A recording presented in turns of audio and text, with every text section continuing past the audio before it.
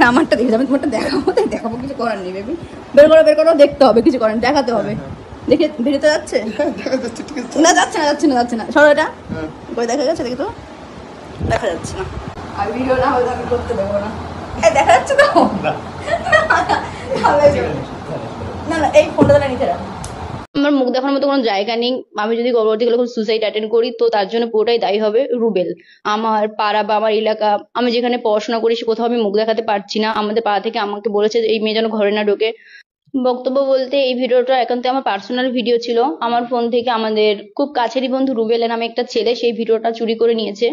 নিয়ে দীর্ঘদিন আমাদের ব্ল্যাকমেল করেছে। ব্ল্যাকমেলের আমরা যখন শিকার হইনি, তো এখন আমরা দুজন অন্য জায়গায় কাজ করতে যখন চলে এসেছি তখন ওই ভিডিওটা পোস্ট করে দিয়েছে।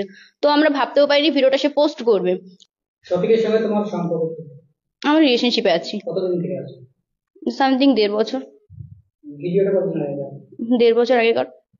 আমি আপনাদেরকে আবার অনুরোধ করছি যে ভিডিওটা আপনারা আর কেউ পোস্ট করেন না, আর আপনাদের ফোনে থাকলে ভিডিওটা ডিলিট করে দেন। আর আমাকে কেউ ইনস্টাতে এবং ফেসবুকে বাজে বাজে কমেন্ট করবেন না, আর কোলাবোরেশন তো করবেনই না। আমার নিজেরই খারাপ লাগছে ভিডিওটা, কারণ আমি তো ভুল করেছি। আর আপনারাও আমার এই ভিডিওটা বেশি বেশি করে শেয়ার করে ভুল করছেন। হয়তো আবার আপনারা এই ভিডিওটা নিয়ে রোজ করবে, যে বলবে তুই ভিডিও পোস্ট করেছি, তো আমরা তো বলবোই, আমরা তো ভিডিও পোস্ট করবে। আপনারা অনেকেই বলছেন। তো সত্যি বলতে গেলে আমি আগে থেকেই ভাইরাল ছিলাম, আর সত্যি বলতে গেলে আমার মান সম্মান নষ্ট করে আমি কখনো চাইবো না যে আরো ভাইরাল হতে। তাতে আমার কোনো কি বলবো, কোনো মান সম্মানই তো থাকলো না যদি আমি এরকম কাজ করি। কারণ নিজের ইচ্ছে মান সম্মান নষ্ট করবো, এটা কখনোই করবো না। যেহেতু ভিডিওটা করেছি, আমি ভুল করেছি, আমার লাইফে যদি বড় ভুল হয়ে থাকে সব থেকে, তাহলে এটাই আমার লাইফে সব থেকে বড় ভুল। আর আপনারা এরকম ভুল আমার কখনো দেখতে পাবেন না। তাই আপনাদেরকে অনুরোধ করছি আপনারা বাজে কমেন্ট কেউ করবেন না। তো বলতে গেলে আমি আমার একটা আইডিটা আমি ভিডিওটা করে ছেড়েছি, আর জানিয়েছি যে ভিডিওটা কিভাবে পোস্ট হয়েছে। তো আমি আরেকবার বলছি যে আমরা দুজন শুট করছিলাম এবং রুবেল ভাই ছিল। তো তাকে আমরা অনেক বিশ্বাস করতাম, ভাই মনে করতাম। তো আমার ফোনে ভিডিওটা ছিল না, আমার গার্লফ্রেন্ডের ফোনে ভিডিওটা ছিল। তো সে ফোনটা রুবেলকে দিয়েছিল এবং আমার ফোনটা রুবেলকে দিয়েছিলাম। আর রুবেল আমাদের ফোনে পাসওয়ার্ড জানতো।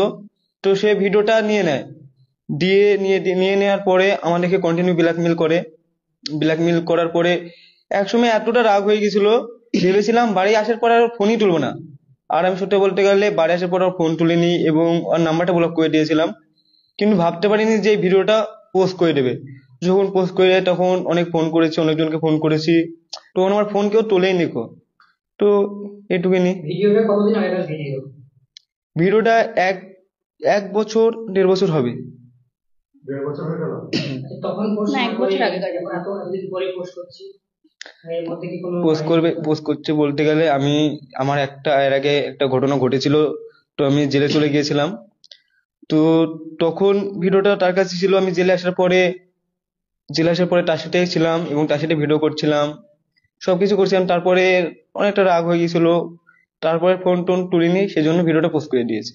আমি হয়তো এখন বলছে যে এই সমাজে আমি একটাই খারাপ ছেলে আছে আমার মতন, এবং এই ভিডিওটা আমি একাই করেছি, আর কেউ করেনি।